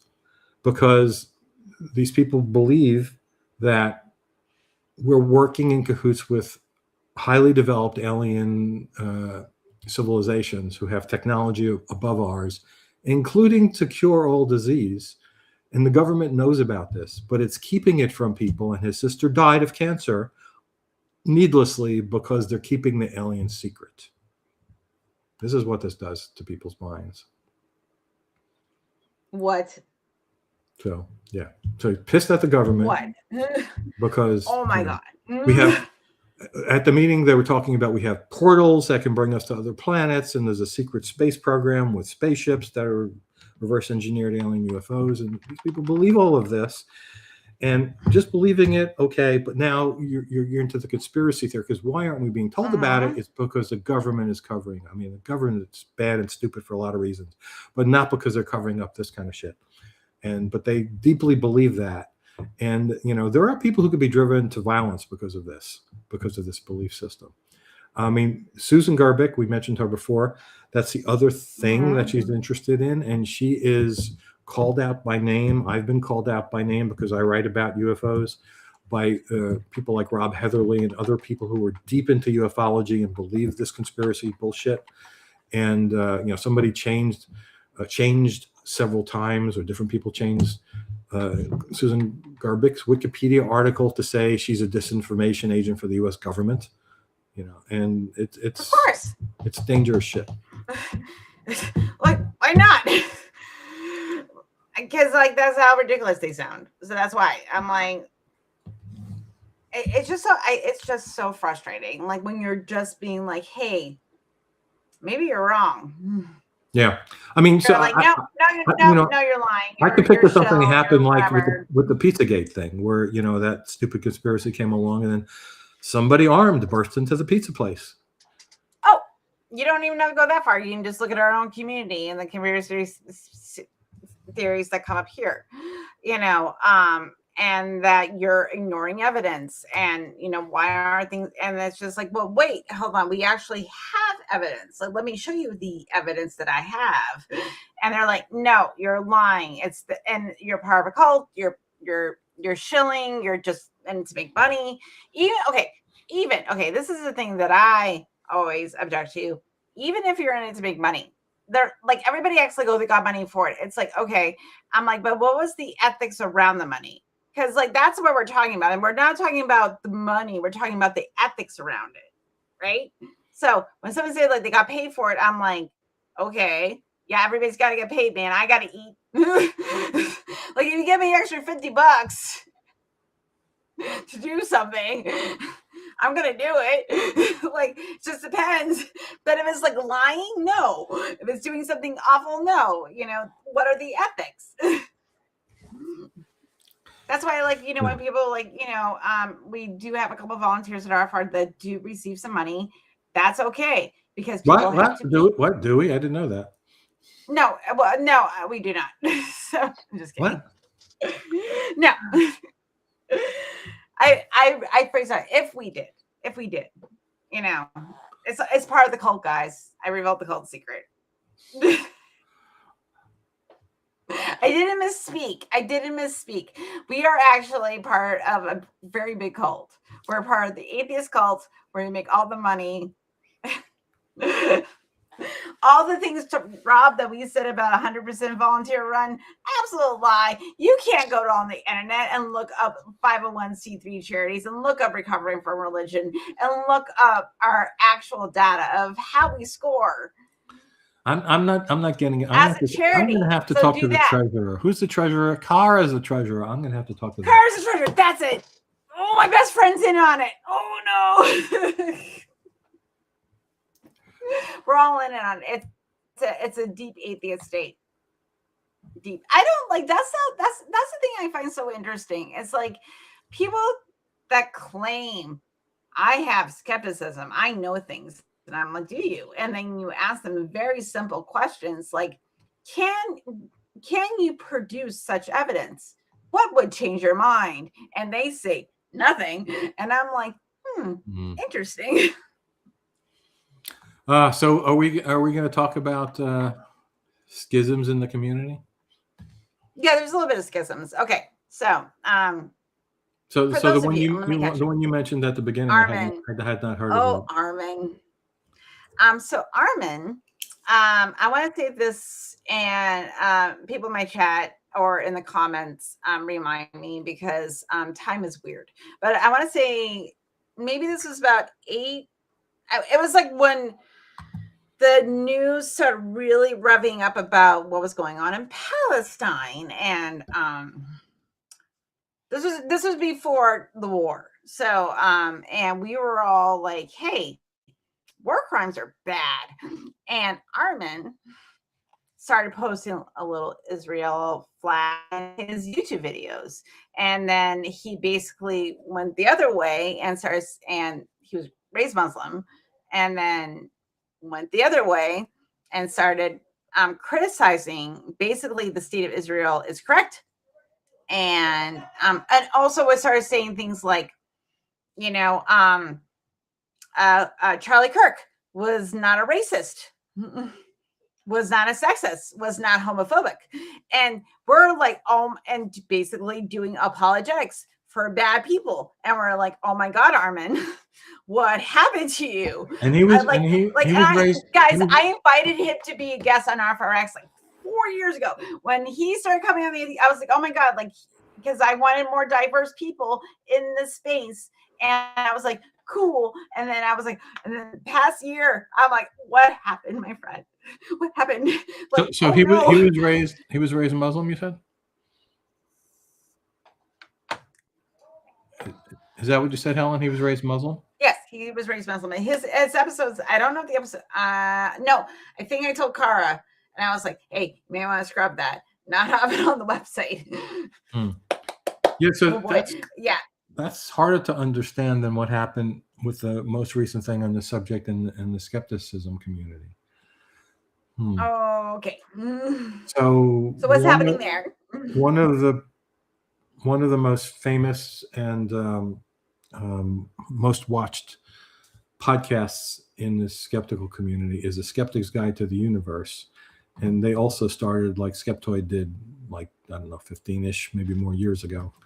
And they are a big force. I mean, most people who I talk to who are skeptics, professional skeptics or otherwise, how did you find out about this? Oh, because I happened to listen to podcasts and I found The Skeptic's Guide to the Universe. So it's a big thing. And that's the fact how I found that there was a skeptical movement. I had no idea there was. Started listening to podcasts. I think it's the top one if you put in like skeptic into Spotify. I think it's one of the top. I wasn't looking for that subject, interestingly, but it's because they have universe in the title. I think I was searching for astronomical words. Oh, and okay, that's cool. Oh, what is this? And I listened to it. It's like, wow, I didn't know there was a whole community of people who went to these conferences and whatever, and now I'm part of it.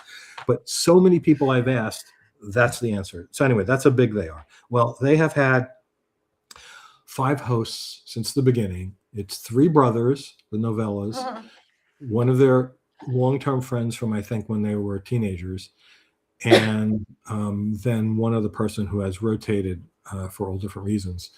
But the one who was their friend is, I'll say, at least by heritage, Jewish, and they have, after it came to light that they were supporting Israel and saying awful things about Iranians, that they resigned the show. Although I think they would have been booted if they didn't resign, because it came to light on Reddit.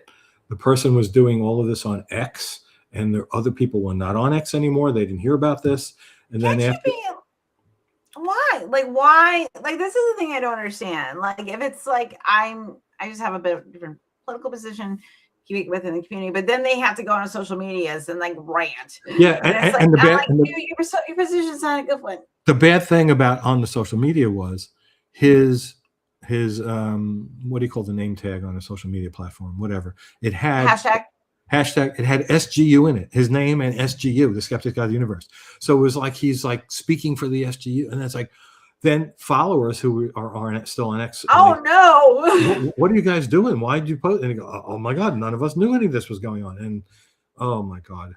But the reason I mentioned is he's Jewish by heritage, so I can almost see that happening.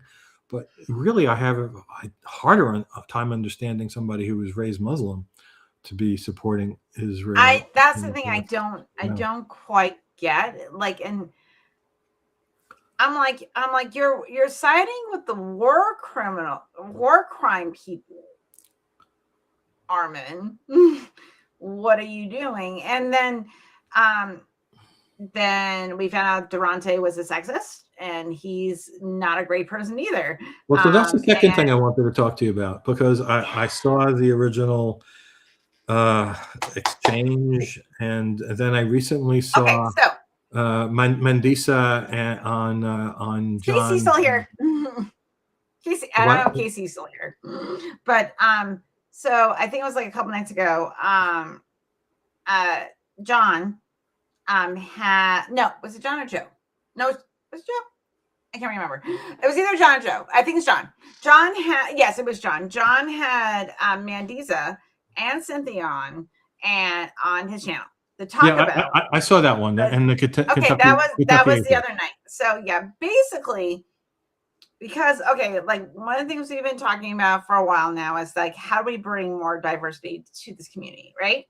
And so last year for Baja Con 2025, Durante was supposed to be a speaker, and it had been, from, and this was told to me by Cynthia, from Mandisa, from Kelly, from other people in this community space, that, hey, by the way, what? So, Cynthia put on, on a photo, hey, I think it was in a chat or on a Facebook post, one or the other, it doesn't matter. I think it's been brought up a couple of times. It's like, hey, if you really want to have more diverse people at BajaCon and other conferences, why you only have like one Black person, right? A Black man.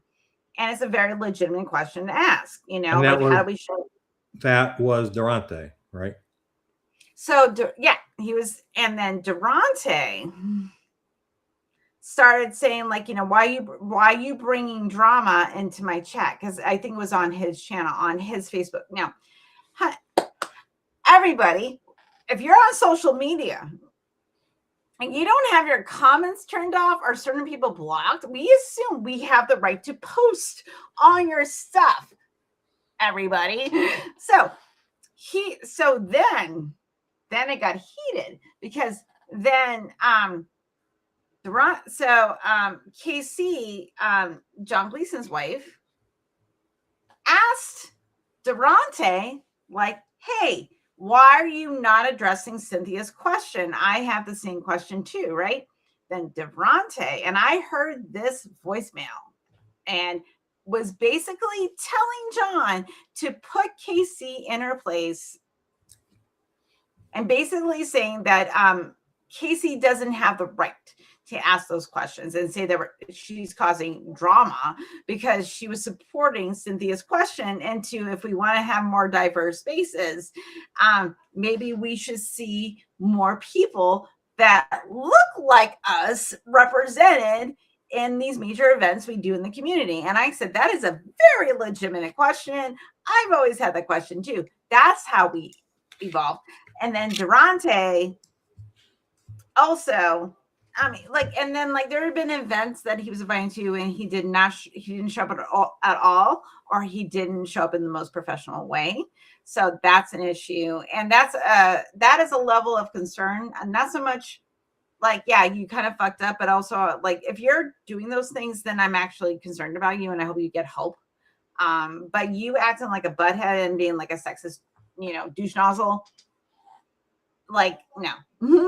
No, honey, you don't get to do that. The thing I think I am reasonably caught up on it, but the thing I just don't understand at all is, I mean, Durante's a black guy. Why would he take exception to someone discussing that issue? Because, Rob, he's a former preacher. But so what does that have to do with it? I don't get that connection. Let's remove, you left religion. Like we always talk about this, like you can leave a belief behind, but that doesn't mean you left your bad ideas behind. Doesn't mean you left your personality behind. It doesn't mean, how do I make money? How, and you just flip the script. You just talk about, he has an online platform. He was trying to develop a 401c3 that I thought I was going to help start fundraising for, but he was so disorganized that I was like, you have to give me something to work with, like within the parameters of what you're looking for. Didn't have a plan. I'm like, well, I can't work for you. So that I was like, no, I'm like, you don't have a plan. So there's been issues. And the thing is, though, he was aligned with someone or the past year that was a pain in the ass with recovering from religion. I was a volunteer. So that's another thing. But like, that's another conversation to have. We're going to have privately, but I'm just going to put this here. There's like layers to this that connect different organizations that have resulted in a lot of people talking about shit they don't know what they're talking about, because they just hear rumors, they just hear conjecture, they just hear little bits and pieces. And I'm just like everybody else. Like, I hear some shit, like I'm going to start forming a bias in my brain. And that's normal. But when I'm presented with contradictory evidence that doesn't support the bias anymore, I have to adjust. And there's been a lot of people that just don't want to adjust. And like Durante, he just wants to be, if there's only going to be like one black guy at this conference, he wants to be the one black guy. And that's you think that's it? That's not great. And that's because I don't think he left the preacher behind. Just say it. And that's the thing. Like, wouldn't you want to support? Like, I support other queer, neurodivergent white women in their middle age, like me. Like, I'm like, yes, we should all have a space. Let's go talk about stuff, right? We all have different experiences. Everything we can contribute to space. And then I want people that do not look like me and do not have the same experience as me to be part of this space, because we are humanists first. We are humanists first, and then the skepticism should inform the humanism. Okay, should form your ethics.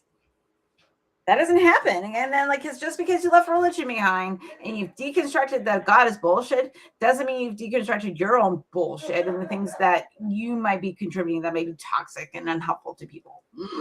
Yeah, that's what Durante hasn't done the work. Honey, go get therapy. I had never considered that part of it, because I just couldn't understand why somebody who was in a minority would object to the discussion that why aren't more people in this minority represented. But yeah, I guess I could see that as a possibility. Because the thing that was kind of, I'm like, why did the comment that instead of Durante talking to Cynthia, contacting, I think he contacted her, but the fact that instead of just contacting Casey herself and going to John, going over, because he's the man and you're supposed to keep your woman in line. I'm like, my friend. So I wanted to give him after watching that exchange, I wanted to give him the benefit of the doubt on that subject, because I'm picturing, okay, what if John was gay, married to another man? But he knew John and he didn't know the other man. He still might have done that, even though it wasn't a gender thing. But Casey and Durante know each other, so there was really I didn't know that. Then that makes there was no reason for it to happen. Because why didn't he just DM her? Well, and just be like, hey, man, I'll take that back. Trying to see the other side of it, but that makes no sense if he knows the woman. It just, that's the thing. And if you know, if you've I'm just, and I'm not saying this as an insult. I'm just saying this as reality. Like those of us that grew up in sexist culture and have experienced sexism, we know flags. We know flags. They're like, oh no, because we're just so keyed into it because like this is just part of our experience, right? So we'll see things that other people might dismiss because they haven't had the same experience, right? They're just going to go, oh, that's just like this guy saying this. And then we hear, no, that's not okay. You don't go to like if someone has a problem with me and something that I said, if they went to Todd, I'd be like, why are you going to my husband? You're the one that has an issue with me. Talk to me. Yeah. And then don't act like my husband has any authority over me. Yeah. Yeah, from the thing they played, it sounded like he was basically saying, like, John's in control of the family, and it's your responsibility, whatever anyone in the family does, that kind of a thing. That was a little off-putting. But now that you tell me he actually knows Casey, that's really disturbing. Yeah, they've like that was the thing. Like when people, and I think it's worse when like in this community because we kind of all. Like I accept that what you say to me to my face is true. Right? And usually there's a following of consistency of behavior, right? And also I'm a very authentic person and I expect people to show up authentically. You don't have to mask, you just be yourself. As long as you're not an asshole, you're fine. Okay. And then if I find out you're an asshole, then we can't communicate. Fine. Cool. That works. But when you show up as like an empathetic person, when you show up like at an RFR excursion, when people, and I was having a very emotional weekend that weekend. Okay. Durante shows up and we're hanging out and I had invited him to be on the podcast just like a couple of weeks before. And he told me he was going to do the excursion. I was like, awesome, come. Then you find out that he's a misogynist and he wants to be, the biggest, baddest minority in the room. And I'm like, dude, that's not what we're working towards. You're missing the point. It's sad. And it pisses me off because he is a really important place as a former Black preacher to talk about deconstructing and having to build up your life again and making different choices and going through that. But no, instead he decided to chase clout. And then he didn't let go of the misogyny. He didn't let go of Beth it is. So no, Kelly, hi, welcome. No, this is not a private room. We're just talking about stuff. But it's a lot in this community for us to deal. I think because it's frustrating. Like, does you feel like the frustration over that thing, just that little thing in the skeptic community? You're just like, dude, you could just say you had different political opinion because you're Jewish. That's fine. Like, but don't be okay with war crimes. That's all. It can be both. Yeah, I mean, I don't know about the relationships with Durante and the other people, like how badly that is on a personal level. But the thing that I was talking about in the skeptic community, these people have been doing this podcast and previous activities since they were teenagers, and now they're in their, I don't know, late 50s. It's like, and now these people are friends, and now this happens, and I don't know where that goes from there. So I'm friends with some of them, so I actually feel badly that this has happened to them. Like all of a sudden you find out about a friend being on it. Yeah. I've lost friendships over the past year. I've learned that people that I thought were really good supportive people are garbage, because they had to stick to an idea, like a narrative. And I'm like, I understand there's so many narratives I would rather believe. So many, but guess what? The evidence rules out, and I'm not going to sit here and bury my head in the sand, just make myself feel better because something is making me uncomfortable. Things are going to make you uncomfortable. Adjust, adapt, evolve. I'm sorry. And getting this back to religious trauma and recovering from religion, right? There's a lot of calls that I get where people are talking about that they've come out of their religion. They no longer believe in the authoritarian talk from the pastors or whatever, and they've maybe changed to the other side of the political spectrum, and they're on the outs for that reason, not just because of the God belief or disbelief, right, with their family. And that started when I very first started doing the helpline when the pandemic started, where people were, I'm going to wear a mask because I believe science. And my family says I can't come into the house if I wear a mask. And then it got worse when the vaccines came along, and people go, my mom won't let me come home because I was vaccinated. That's Because, like, it's like, and it's always the religious people, the Christians, who are saying that kind of a thing, because now it and became it was so weird to me because like you grew up liberal, like we both grew up kind of liberal Catholic. Like like we're Catholic, but like we're gonna get you the vaccines. Like we're gonna take you to the doctor. We're not gonna just believe that the priest can heal you. Like you're gonna like they're gonna tell like I'm gonna take you to the pediatrician because my parents remember diseases. Like, and that's the thing. Like I'm like, yes, you are so privileged that you don't know what polio is. You don't know what measles are. The flu may last a few days, and maybe your mom won't die. Like, do you realize how much privilege you have because of science? And now you want to go like I'm like, oh my god. It all became bifurcated, over the last Like decade. when the chickenpox vaccine had just come out when Kai was born, and they were like, "Hey, we have the chickenpox vaccine. Do you want it so this way your kid doesn't get shingles when they get old?" And I was like, "Yes," because I had seen my father suffer from shingles when his immune system shut down when he had cancer. I was born just around the time when the polio vaccine was first being administered, and people were getting polio. So yeah, but yeah, Wild.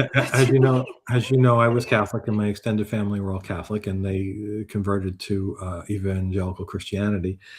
And when I was a teenager, so a long time ago, now it's second or third generation being all raised in that whole thing.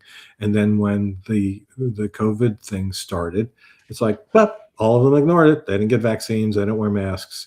In fact, my niece I had couldn't wait.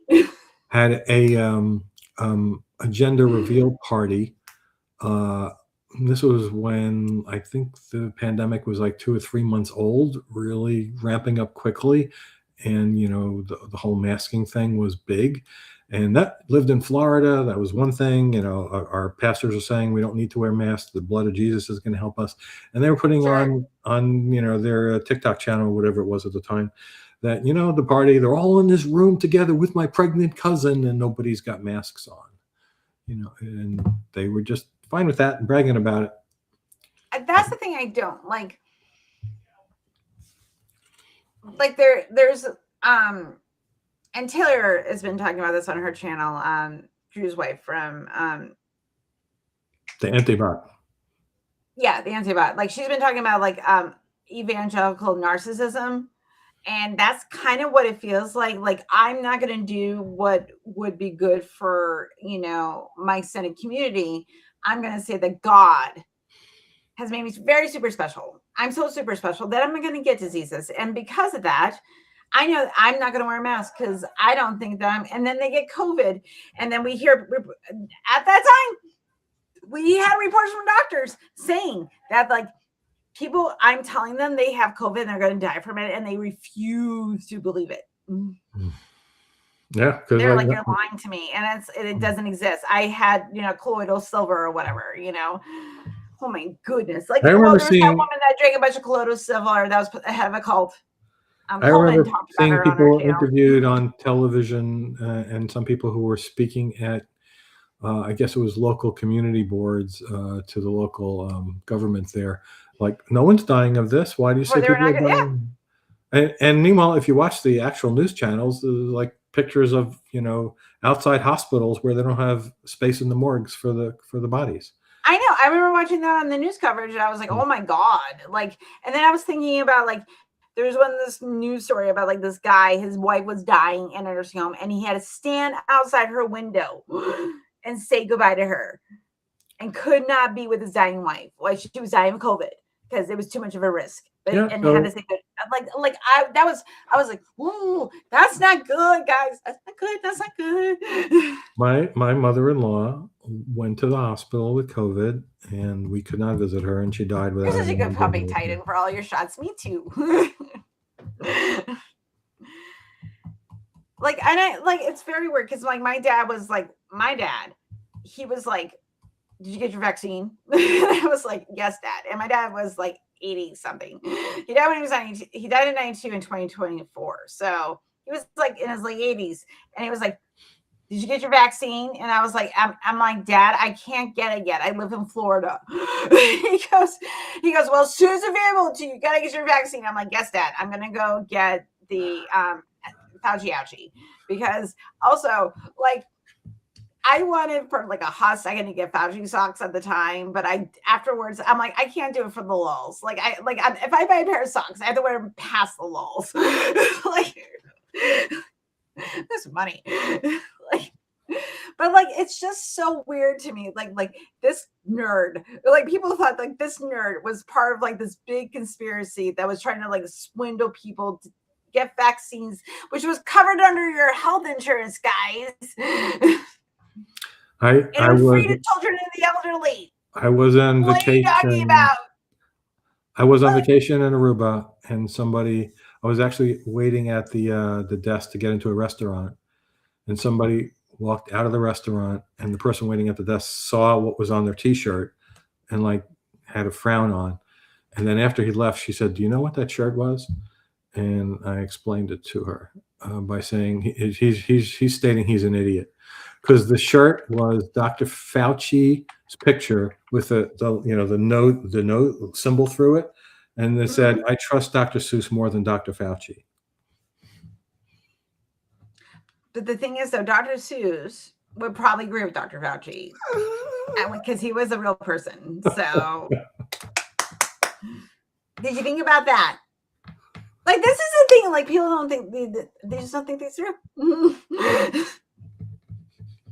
They don't think things through. Like, I'm sorry. Like, I know this. Like, I think that like, and also we'll see like atheists that believe in ghosts, and I'm like, yeah. So the last call I had on the helpline, actually, it was a person saying they didn't want to let go of religion because they want to believe in an afterlife and so on. So, I pointed out to them that it doesn't have to go together, right? There could be no gods, and yet the soul could be the way the universe works, right? I said, I don't believe this, but there's nothing preventing that from being the case. And in fact, there are Buddhists who believe that kind of a thing. They're non-deistic Buddhists, and they believe in reincarnation. So there's something magical about, thoughts and what makes you that lives on. We could really be Sims. Past yeah. Well, that's a whole nother thing.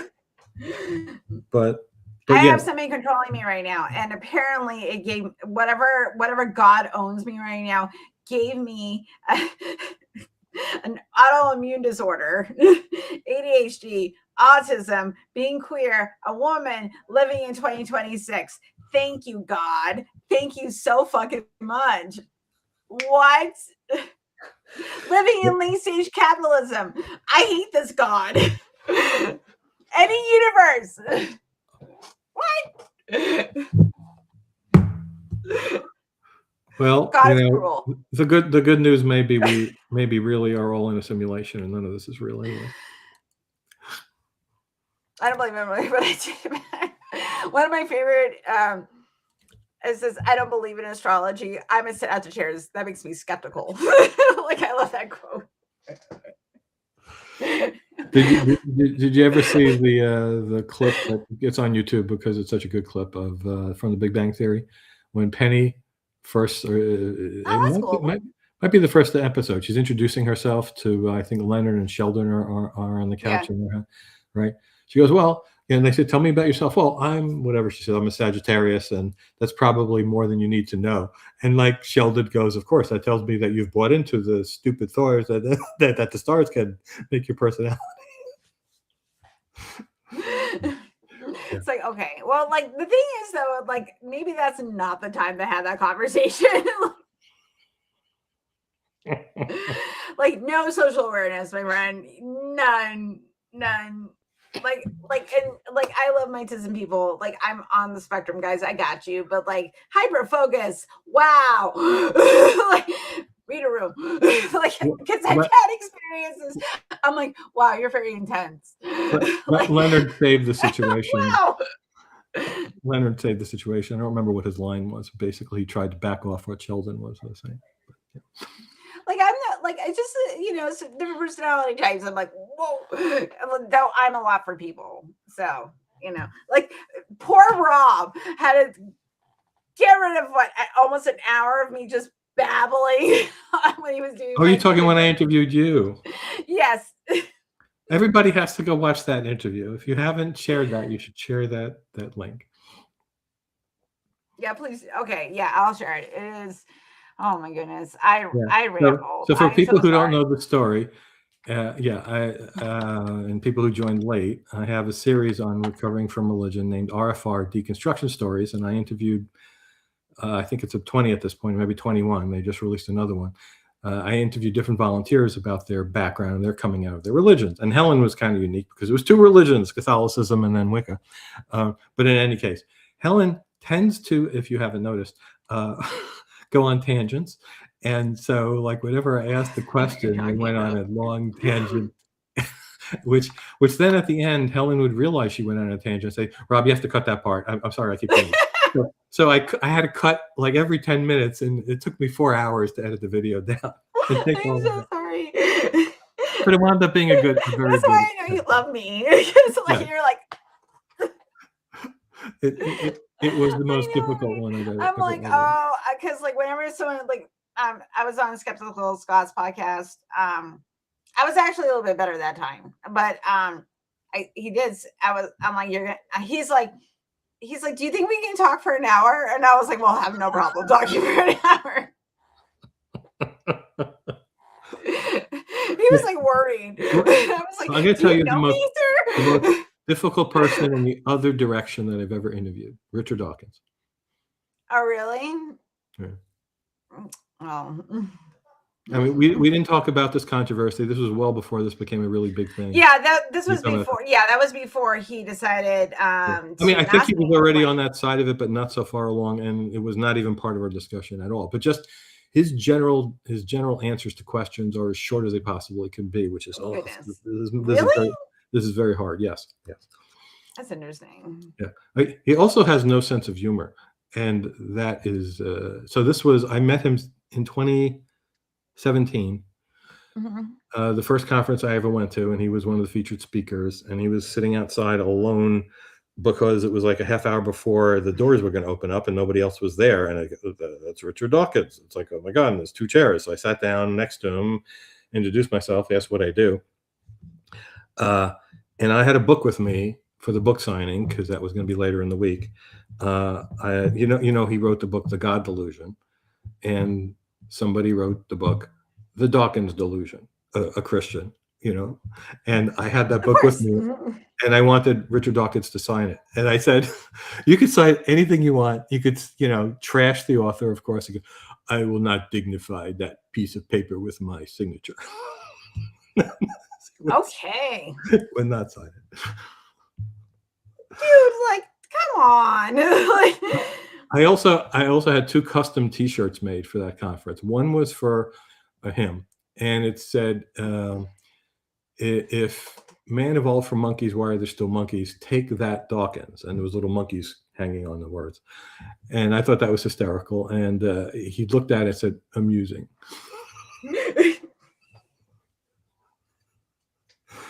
Meanwhile, my other shirt. That makes it worse. So, like, I'm like, no wonder okay. This is the thing. Okay, he says he's a cultural Christian. This is gonna be the last thing I talk about, because I do want to go watch my 911 Rescue 118 with sexy gay boys. I'm gonna go do that. It's the best show. I love it. It's so good. Angela Bassett is the lead, and it's just like, it's the best show. Best show. So good. Anyway, moving on. So what was I talking about? Oh, Richard Dawkins. Okay, so okay, my sir. I could direct you into a tangent easily, but okay, cultural Christian. What the fuck does that mean? What is a cultural Christian? Explain. Yeah, I watched him discuss it on an interview. I think what you said before about people getting, you were talking about Spielberg getting old and not having the same logic that they previously had, maybe applies to a lot of people with gray hair. Yeah, well, like I can, like, even I'm gonna be 50 next year, and I can feel like my memory slipping a little bit. Like it's Oh, harder. The retrieval is harder, and then I also have ADHD, and I'm high a lot. So that, let's add that, those two things. But like, what, even when I'm sober, like my coworker is younger than me, and I asked her a question that I asked her before earlier that day, and she's like, "Didn't I tell you that earlier?" And I could tell she was annoyed. I'm like, "Yeah, but I'm old." Like the brain is slow. I'm sorry. like I'm sorry. Like, and it's so, and I feel her because like she's training me, and she's like, this poor girl. Like I feel so bad. So totally understand. But so like I get like that, but also like I hope that when my mental faculties go, like I don't turn into a bigot. Like, it's a scary prospect. You don't know that what's going to scares happen when your me. brain starts to melt. Right. So I'm like, okay, Richard, is being a culture Christian is your excuse to be like a transphobe and like a terrible human being where like really Richard, huh? like like I get it, like you're a biologist, then you know that sex is not gender. Not You know well. that. He doesn't seem to know I'm that. gonna talk to him. Show me a mushroom. Doesn't seem to know Doesn't that. even know that, which are two different. God, there's, you have education on this dude, like, and I'm like, did you just decide like this is the boat I'm gonna swim in? Why? Like, and I don't even know why you like this boat. This boat sucks. That is a sad thing, but because before all this happened, Richard Dawkins' books were, great to suggest to people coming out of religion, and now I feel embarrassed about doing that. Even though, of course, this I topic think that matters.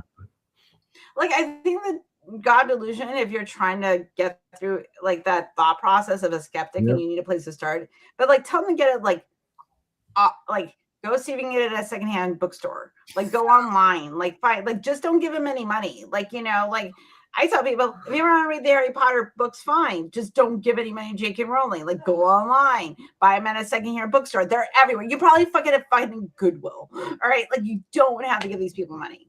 You can still enjoy the things and not support people that are bigots. That's important. like you can So, be the. so more But it's amazingly gonna to have, but me. it does have that stain. Like it's just like consuming with me now. I'm sorry, I had to add that as caveat. I'm so sorry. Keep going. I love you. So sticking with the thing about the cultural Christian, the equivalent, which happened just before Richard made that announcement, was the more perhaps egregious one, is Ayaan Hirsi Ali, right? Oh, Converting to Christianity from mm. atheism. It's like what? Like that I was like. shocking. I always find that weird. Like I'm like, because like to get to atheism, it took a lot. Like it wasn't like it like like I never fully believed, but those dominoes of skepticism and separating my emotions from what is real, like two separate things, right? What is objectively real that can be proven to exist, and your feelings about those things, separate things. That takes more work. And I know some people like they'll be like, oh my god, everything I believe in is bullshit, and it's a very easy shift. Like that's where I'm always like, yeah, but like the skepticism kicked in, because you can not believe in a god and also believe like vaccines are a bad idea. Like really, doesn't make you logical or aware of your own biases, which you will always have. Yeah, from what I understand and what I've read of Ayan's conversion, she really wasn't a skeptic. Like she didn't like what Islam did to her in the world, and therefore she backed out of that. But she really wasn't, a thoughtful atheist. I'll put it that way. She just decided, I can't go with being a Muslim anymore. And then she got, wrapped into the Christian right wing with friends and whatever of hers who decided, who convinced her that that the only way to defeat Islam is by being Christian.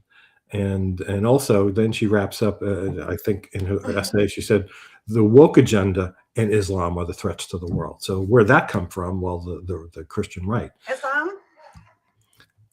Well, so I'm confused now. Yeah, it was very confused, but it was clear she was making an emotional decision to say she was a Christian, because in her initial essay, she said nothing about believing in Jesus. It was all political in some way. Oh, okay. So it is that, okay. I was under one type of, oligarchy. What? No, oligarchy. Patriarchy? No, it's authoritarian. I don't know what everyone is saying. No, when your state is ruled by your religion. Theocracy. So you went from one theocracy, and now you want to bring it over here. That's what you want to do. Like you're just replacing one set of silly rules with another set of silly rules, and both of those rules are bad.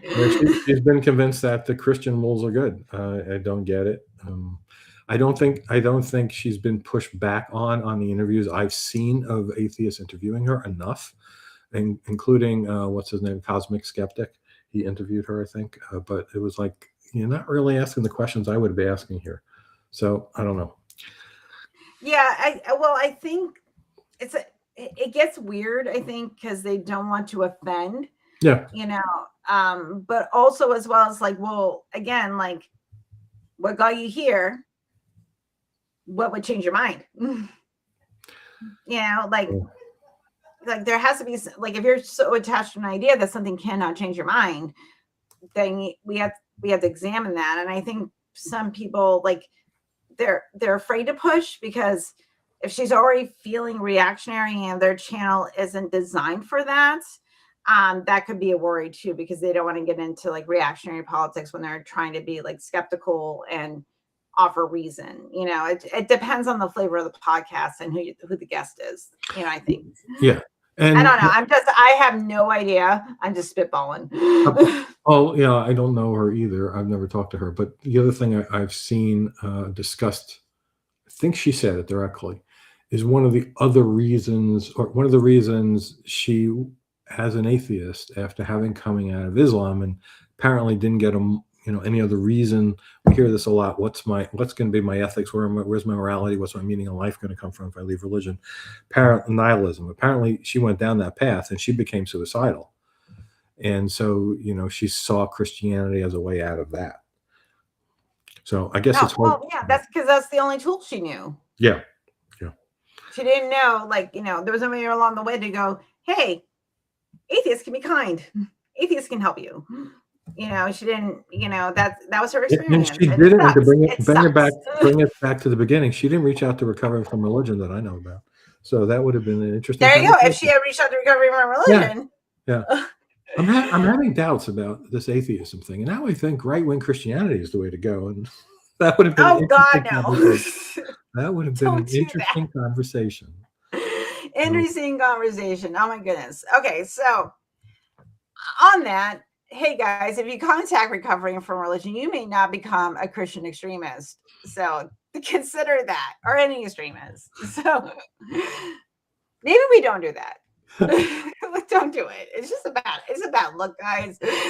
We'll have a whole wardrobe problem. There's organizations we have to do. We don't got time.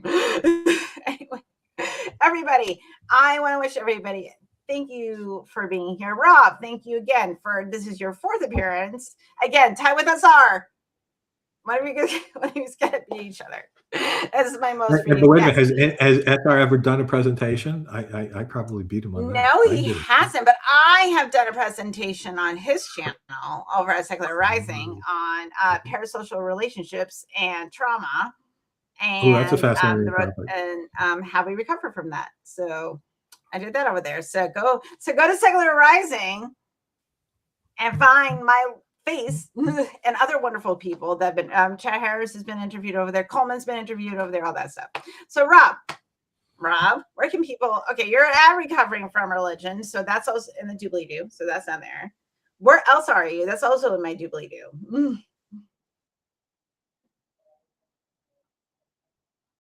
Oh, you're muted. You can Google Rob Palmer. at Skeptical Inquirer, and you will find my column. And it'd be even easier if you put The Well-Known Skeptic. That's my column name, and I do a bunch of stuff, including interviewing people of a much higher fame and notability than myself. So that's been fascinating. You've interviewed Bill Nye. Bill Nye, Neil deGrasse Tyson, from twice. Star Trek.